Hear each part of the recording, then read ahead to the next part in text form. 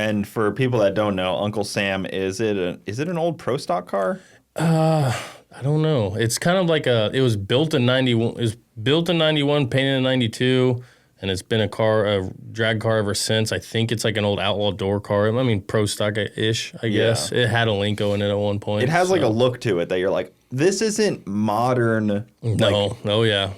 You can tell it's something. You know? Can feel the soul. When you look at it, you know that the car's got character. It's been around for a long time. Yeah, and that's what's always been cool about it. That's what always kind of draws people like, 1320 to film it, and even like everybody on Sick Week get excited about it because it's got this unique flavor to it. And it's nostalgic. Yeah, it's very nostalgic. And I get a lot of people messaging like, is that car from West Virginia or Virginia? I'm like, yeah. They're like, oh my gosh, I had no idea that was the same car. I know this guy that drove it back in the day, and I saw it race here. And it was so crazy. The first Sick Week we did, the day, my first 6-second pass, it was right before it, a guy come up and he's like, did you buy this from Virginia from this guy? I'm like, yeah. He goes, that guy used to drive this car, right? I was like, yeah. And he said, my best friend owned this car.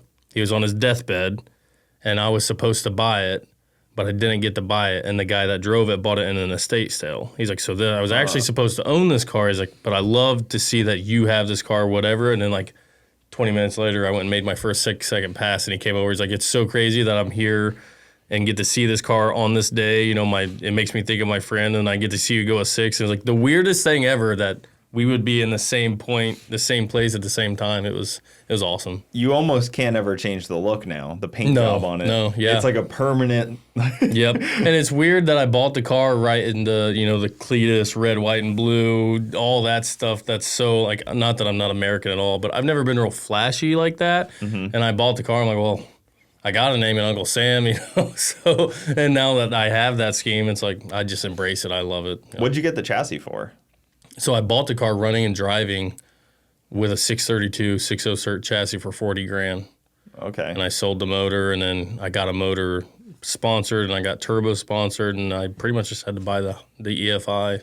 So I probably had like $50,000 in the car, and I went 6s. Yeah, that's pretty cool. It was, it's everything I had to go. You know? But yeah, that's Was the guy like, I was going to buy this thing, how dare you put an LS in it?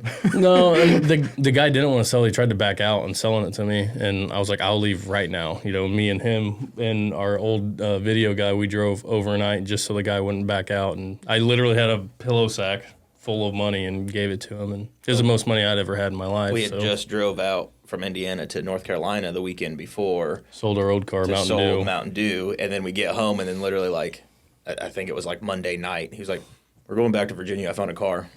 All right, well, that's the whole reason I sold Mountain Dew was to buy that car, and then he tried to back out. I'm like, I don't have a car now, dude. Like, I sold my car to buy this one, and so it worked out, though. I love that car. It's Alex says the only reason she noticed me was because of that car, so I'm never allowed to get rid of it. Guys, thank you for tuning in to the Bogetti Clips YouTube channel. For the full podcast, check us out on Bogetti Studios YouTube and all your audio platforms.